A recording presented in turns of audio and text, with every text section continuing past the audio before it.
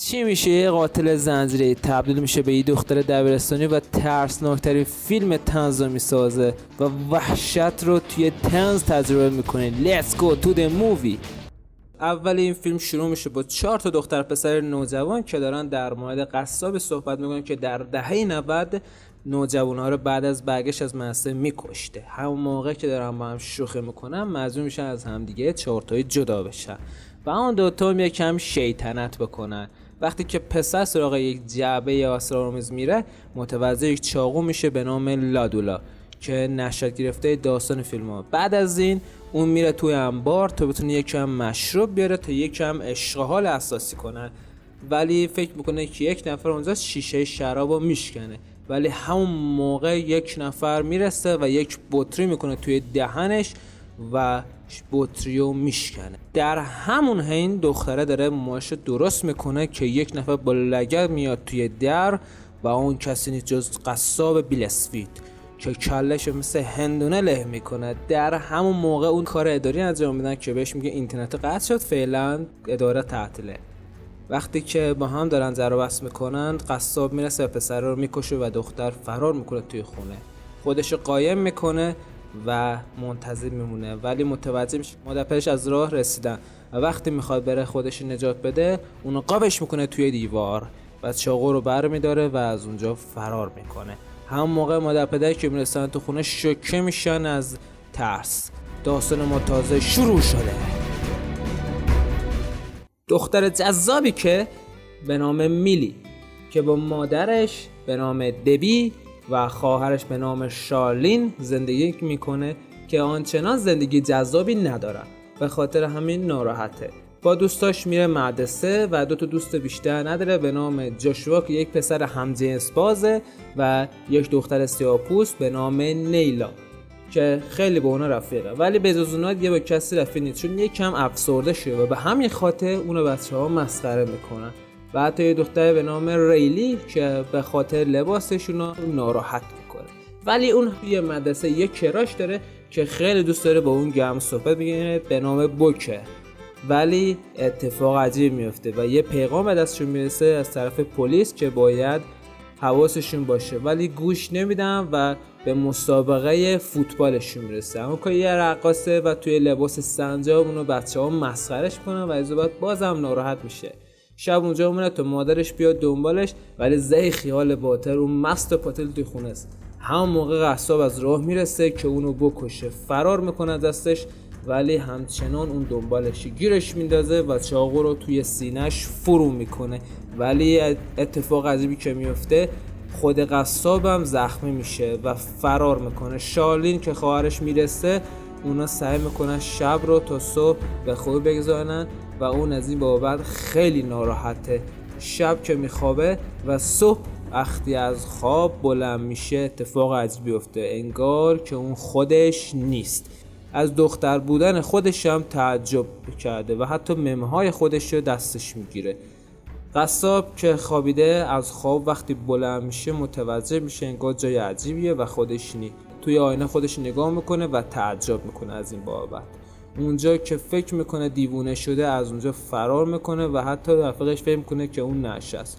دختر که سعی میکنه به اونا خوب بگیره ولی نمیتونه. چاقو میبینه هوس میکنه خواهرش رو تیکه تیکه کنه ولی مادرش نمیذاره. قصاب که داره سعی میکنه توی خیابون قدم بزنه و جلب توجه نکنه، ولی مردم اونو میبینن و میفهمن که قصابه و خودش هم حتی از این بابت میترسه فرار میکنه. قصاب ما میلی حالا که میخواد تا رایلی هم بکشه، میمدش یه جای خصوصی که با هم خلوت کنه. ای کلک نگو که میخواید کاری کنی. که از این بابت وقتی فکر میکنه رایلی قصاب توی مدرسه است فرار میکنه و میلی اونو توی فریزر قایم میکنه و اونو منجمد.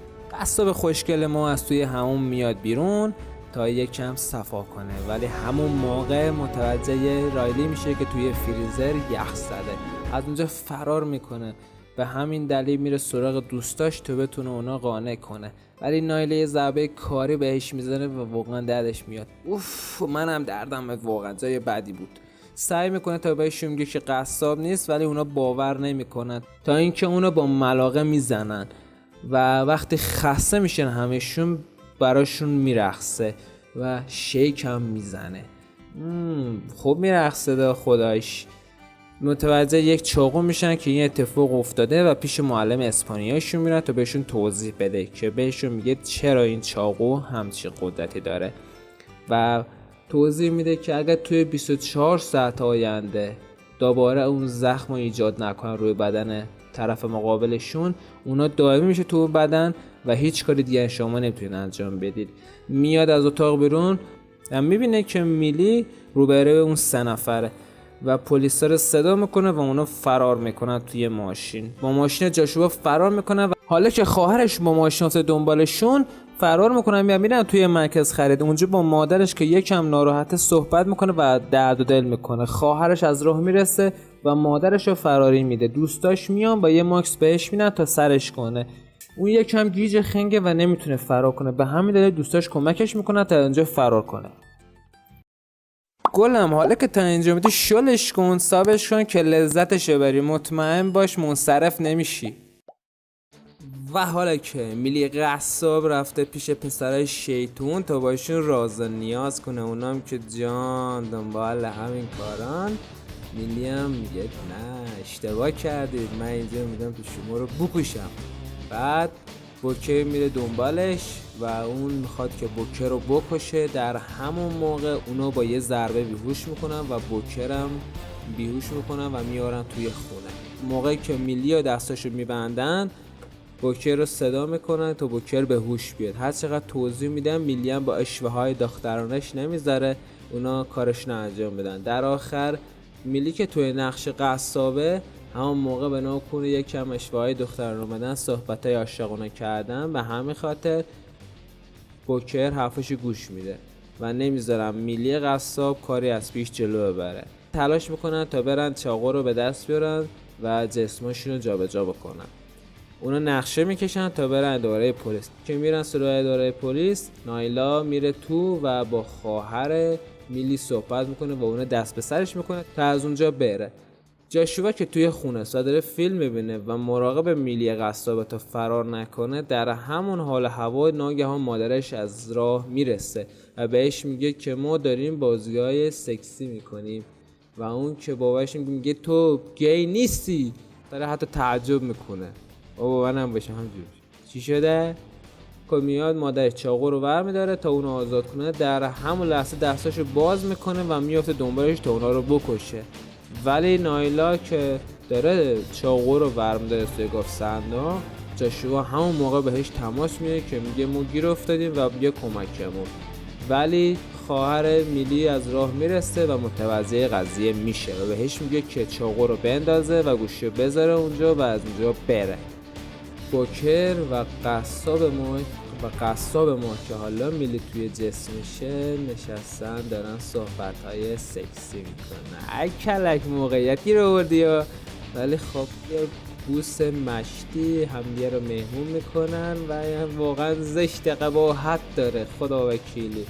میلی قصاب اومده توی اداره و چاقو رو برمی‌داره و فرار میکنه. خواهرش هم که کمکش میکنه فکر میکنه که اون میلی واقعیه، به همین خاطر به قصاب شلیک کنه و اونو به زمین میندازه. شارلین میخواد قصابو گیر بندازه که بچه‌ها میان گولش میزنن و جاشون عوض میشه و فرار میکنن. میلی قصاب که رفته توی پارتی تا بتونه چند تا آدم بکشه، بچه‌ها سعی میکنن تا یه نقشه بچینن تا اونو گیرش بندازن. زمانو تنظیم میکنن و راه میافتن. میلی قصاب که میره توی انبار تا پسر یکم باش عشق حال کنن و نمیذاره و گلوی اونا رو میبره و اونا رو تیکه تیکه میکنن. در آخر که اونا میان اونجا پیداش کنن میبینن که اون اونجا نیست و فرار کرده، ولی جسد 4 تا پسر رو ببینن که اونجا تیکه تیکه شده. پسره که میخواد از دست قصاب فرار کنه، همون لحظه میلی میرسه و اون پسر رو میکشه و میلی و قصاب با هم درگیر میشن. میلی که قصاب زخمی میکنه فرار میکنه و پلیسا به دنبالشون راه میافتن. در همون هیاهو بچه‌ها که دارن تلاش میکنن میلی گیرش بندازن، میبینن زمانش تموم شده، ولی یادشون میفته که نه هنوز زمان داره و در همون لحظه تلاششون رو میکنن و چاقو رو دوباره فرو میکنن و جسم و روحشون با هم دیگه عوض میشه و میلی به هم یه جای خودش و قصاب هم همینطور. قصاب که میاد نارو تیکه تیکه کنه، پلیس از راه میرسه و قصابو میکشه. انگار داستان به خوبی خوشی تمام شده.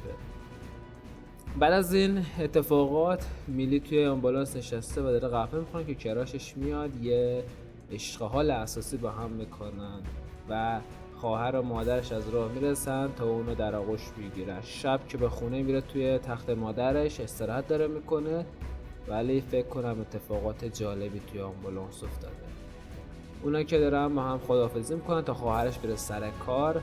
بلند میشه تا بره یه چیزی بخوره، میونه در خونهشون بازه و انگار یه کسی اونجا بوده. در همین لحظات پشت سرش قصاب پیدا میشه و میخواد که گلوی اونو ببره. خواهرش از راه میرسه و میخواد اونو بکشه. هر چقدر تلاش میکنن که سه این کار انجام بدن نمیتونن و قصاب همونو میزنه. قصاب که میخواد میلیو بکشه، در آخر اون یه صندلی برمیداره و پرتاب میکنه توی کمرش. اون که روی زمین افتاده و زخمیه، چوغو برمیداره و توی کمرش فرو میکنه.